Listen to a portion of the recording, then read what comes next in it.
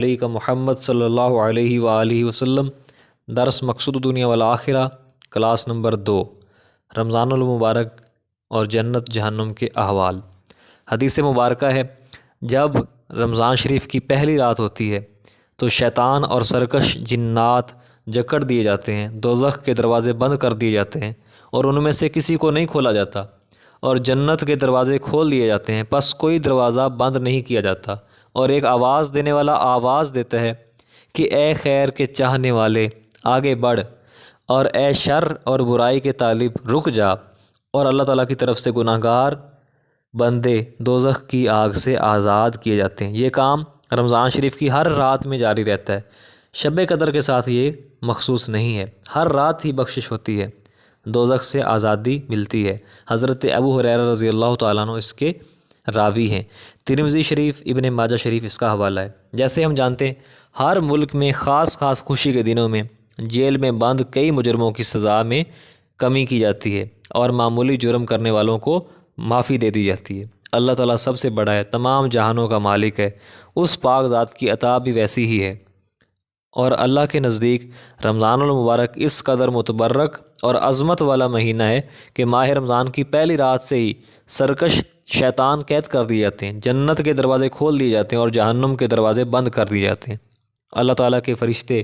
مومنین کو نیکی کرنے کی ترغیب دیتے ہیں اور گناہ سے بچنے کا اعلان کرتے ہیں، اور جو لوگ اس اعلان پر عمل کرتے ہیں تو اللہ تعالیٰ ان کو دوزخ کی آگ سے نجات کی خوشخبری سناتے ہیں۔ جب دنیاوی قید سے آزادی بے پناہ خوشی کا سبب ہے تو دوزخ کی آگ سے نجات کس قدر خوشی کا سبب بنے گی۔ حضرت علی رضی اللہ تعالیٰ عنہ نے فرمایا کہ رسول اللہ صلی اللہ علیہ وسلم نے یہ ارشاد فرمایا تھا، جب رمضان شریف کا مہینہ شروع ہوتا ہے تو اللہ تعالیٰ حاملین عرش کو اٹھانے والے فرشتوں کو حکم دیتا ہے کہ وہ تسبیح کرنے سے رک جائیں اور محمد صلی اللہ علیہ وآلہ وسلم کی مسلمان امت کے لیے بخشش کی دعا کرتے رہیں۔ سبحان اللہ۔ اور حضرت عبداللہ بن عباس رضی اللہ تعالیٰ عنہ کی روایت ہے، بے شک جنت سجائی جاتی رہتی ہے رمضان شریف کے لیے اس سال سے اگلے سال تک، بے شک حوریں زینت کرتی رہتی ہیں رمضان شریف کے روزہ داروں کے لیے اس سال سے اگلے سال تک۔ جب رمضان شریف آتا ہے تو جنت کہتی ہے، اے اللہ تعالیٰ میرے لیے اس ماہ مبارک میں جوڑے پسند فرما دے، پس جو شخص اس مہینے میں کسی بہتان کو باندھ کر جھوٹی تہمت نہ لگائے اور شراب نہ پیے تو اللہ تعالیٰ اس کے گناہوں کا کفارہ بنا دیتے ہیں، اور جو شخص اس مہینے میں کسی مسلمان پر تہمت لگائے یا اس میں شراب نوشی کرے تو اللہ تعالیٰ اس کے سال بھر کے نیک اعمال تباہ کر دیتے ہیں۔ بے شک رمضان شریف اللہ تعالیٰ کا مہینہ ہے اور تمہارے لیے 11 مہینے ہیں، ان میں تم کھاتے پیتے ہو، لذتیں اٹھاتے ہو، اللہ تعالیٰ نے ایک مہینہ اپنے لیے مقرر فرمایا ہے۔ سبحان اللہ۔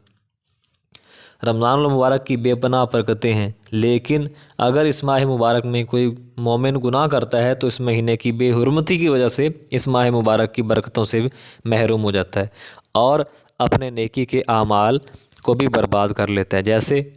کسی مسلمان پر تہمت لگانے والا اور شراب نوشی کرنے والا، اس کے تمام نیک اعمال برباد کر دیے جاتے ہیں۔ اللہ اکبر۔ تو بڑی خوش قسمتی ہے ان اشخاص کے لیے جو رمضان المبارک میں نیکی کرتے ہیں، اور وہ خوش بخت ہیں اور سعید ہیں جو اس ماہ مقدس کا بڑی بے چینی سے انتظار کرتے ہیں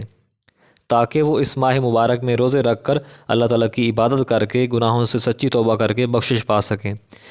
ایک روایت ہے کہ رمضان المبارک کا مہینہ قریب آ چکا تھا، اس وقت ایک روز رسول اللہ صلی اللہ علیہ وآلہ وسلم نے فرمایا، رمضان المبارک آ گیا ہے جو برکت کا مہینہ ہے، اس میں اللہ تعالیٰ تمہارے اوپر اپنا دامن شفقت پھیلا دیتا ہے، چنانچہ وہ اس میں اپنی رحمت نازل فرماتا ہے اور گناہوں کو ختم فرما دیتا ہے اور دعائیں قبول فرماتا ہے۔ اس میں اللہ تعالیٰ تمہارے تنافس و مقابلہ،